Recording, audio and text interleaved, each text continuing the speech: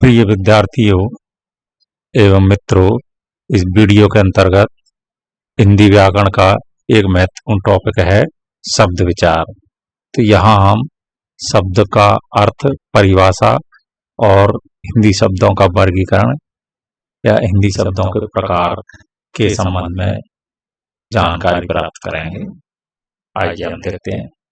हमारा शब्द विचार में पहला हेडिंग है शब्द का अर्थ एवं परिभाषा।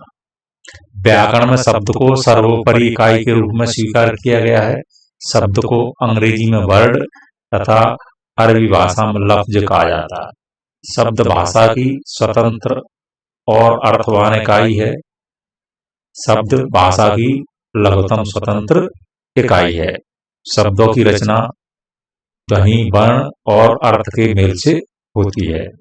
वस्तुतः एक या एक से अधिक वर्णों या अक्षरों से बनी हुई स्वतंत्र एवं सार्थक इकाई को शब्द कहते हैं। जैसे राम, सीता, कलम, पुस्तक, वह, मैं, लड़का, जा आदि शब्द हैं।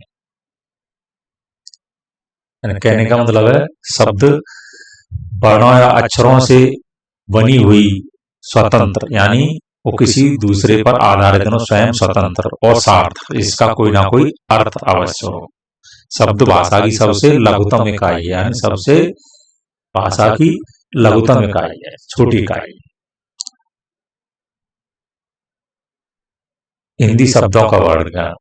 हिंदी शब्दों का वर्गीकरण रचना, स्रोत, प्रयोग, अर्थ आदि के आधार पर कई रूपों में किया जाता है। अब देखते हैं हम व्युत्पत्ति के आधार पर, व्युत्पत्ति या रचना के आधार, व्युत्पत्ति बनावट या रचना के आधार पर। व्युत्पत्ति का अर्थ है रचना या बनावट। शब्दांशों या वर्णों या शब्दों के मेल से नए शब्द बनाने या निर्माण की प्रक्रिया को व्युत्पत्ति कहते हैं। व्युत्पत्ति के आधार पर शब्द तीन प्रकार के होते हैं। व्युत्पत्ति के आधार पर शब्द तीन प्रकार के होते हैं: रूढ़, यौगिक और योग रूढ़। अब देखते हैं रूढ़ शब्द। रूढ़ का अर्थ है रूढ़ी या परंपरा या जो प्रचलन हो। रूढ़ शब्द वे हैं जिनका कोई सार्थक खंड ना हो सके और जो परंपरा या रूढ़ी से किसी विशेष अर्थ में प्रयुक्त होते आ रहे हों। जैसे लोटा। लोटा शब्द के यदि दो खंड लो और टा किए जाए तो दोनों लो और टा का अपना कोई अलग अर्थ नहीं होता है।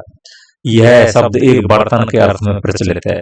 ऐसे ही कलम, कान, नाक, घर, पानी, पीला, राम आदि अनेक अपने रूढ़ अर्थ में प्रचलित हैं। दूसरा भेद है यौगिक शब्द।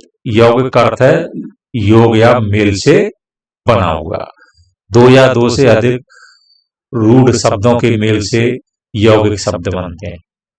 यौगिक शब्द वे होते हैं जो सार्थक दो या अधिक शब्दों या शब्दांशों के योग से बने हों तथा उनके खंडों का कोई अर्थ हो।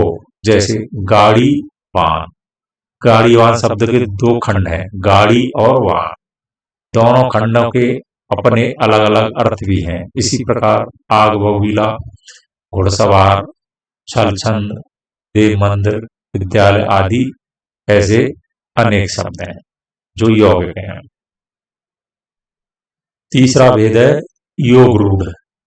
योग रूढ़ का अर्थ है योग और रूढ़ी दोनों का समन्वत रूप, यानी इसमें योग और रूढ़ी दोनों के ही गुण हों। ये दो या अधिक शब्दों के मेल या योग से बने होते हैं और उनका अर्थ विशेष रूप में प्रचलित हो गया है। योग रूढ़ उन शब्दों को कहते हैं जो दो या अधिक सार्थक शब्द या खंडों के मेल या योग से बने हों, परंतु उन खंडों से भिन्न रूढ़ अर्थ प्रकट होता हो। जैसे पंकज। पंक का शब्द पंख प्लस जा के मेल से बना है, जिसका अर्थ है पंख से उत्पन्न होने वाला, यानी पंख मन कीचड़ में उत्पन्न होने वाला अर्थात कमल। व्यवहार में यह कमल के अर्थ में रूढ़ हो गया है। ऐसे ही एकदंत, खेचर, चक्रपाणी, जलज, पीतांबर, बहुव्रीहि, लंबोदर आदि अनेक शब्दों की स्थिति है। अब दूसरा आधार है शब्द का वर्गीकरण का अर्थ के आधार पर। शब्द और अर्थ का समन्वत रूप ही भाषा है। शब्द द्वारा जो प्रतीति होती हो उसे अर्थ कहते हैं। अर्थ की दृष्टि से शब्द के मुख्यतः दो भेद होते हैं, सार्थक शब्द और निरर्थक शब्द। सार्थक शब्द क्या है? सार्थक का अर्थ है अर्थयुक्त, अर्थात जिसका कुछ अर्थ हो। जिन शब्दों से किसी अर्थ का बोध हो या ज्ञान हो वे सार्थक कहलाते हैं। जैसे घर, घर घर का कोई ना कोई अर्थ होता है, घर का मतलब होता है पकवान, विद्यालय, तुम, हम, राम, श्याम, सामान, दुकान, रोटी आदि इन सब के कोई ना कोई अर्थ होते हैं, किसी अर्थ में प्रचलित है। दूसरा विध है निरर्थक शब्द। निरर्थक का अर्थ है अर्थहीन, अर्थात जिसका कुछ भी अर्थ ना हो। जिन शब्दों से किसी अर्थ का बोध ना होता हो उन्हें निरर्थक शब्द कहते हैं। जैसे कल, खटपट, चै चै, टल, पटर पटर, फचर फचर, बावान, बुकान, बोटी आदि। अर्थ के आधार पर शब्द के दो अन्य भेद भी प्रचलित हैं, एकार्थी या एकार्थक शब्द और अनेकार्थी या अनेकार्थक शब्द। एकार्थी शब्द, एकार्थी का अर्थ है एक अर्थ में प्रयुक्त। जिन शब्दों से एक ही अर्थ का ज्ञान होता हो वे एकार्थी शब्द कहलाते हैं। इनका एक से अधिक अर्थ नहीं होता, अर्थात वाच्यार्थ इनका एक ही होता है। व्यक्तिवाचक संज्ञाएं, स्थानों आदि के नाम इस श्रेणी में आते हैं।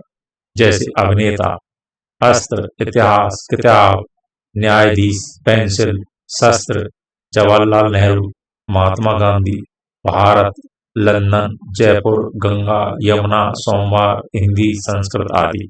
इसके अतिरिक्त अनेक विदेशी शब्द हैं जिनका एक ही अर्थ होता है। दूसरा वेद अर्थ क्या है? अनेकार्थी शब्द।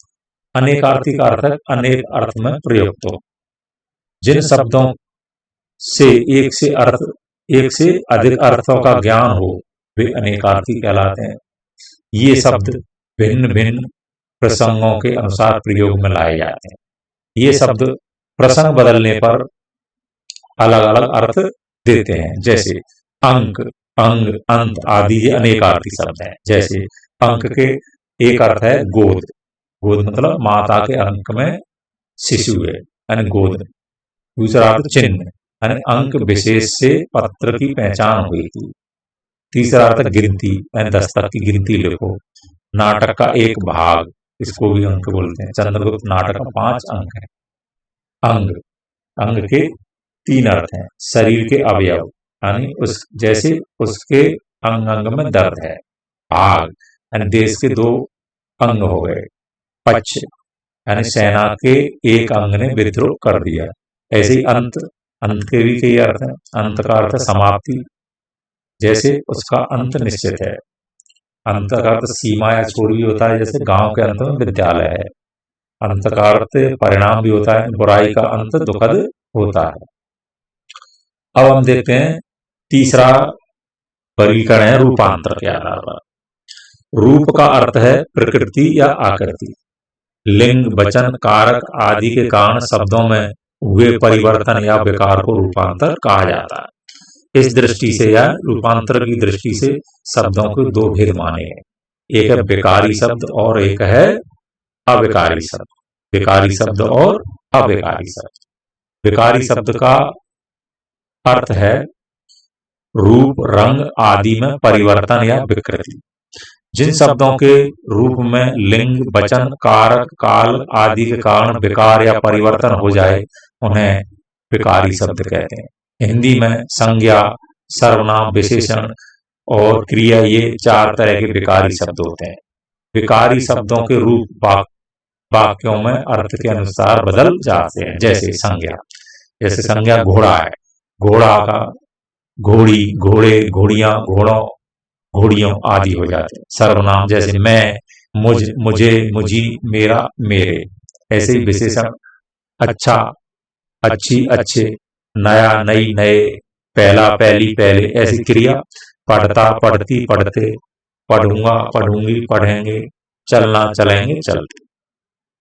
दूसरा भेद है अविकारी शब्द। अविकारी का अर्थ है किसी भी प्रकार का परिवर्तन या विकृति न होना।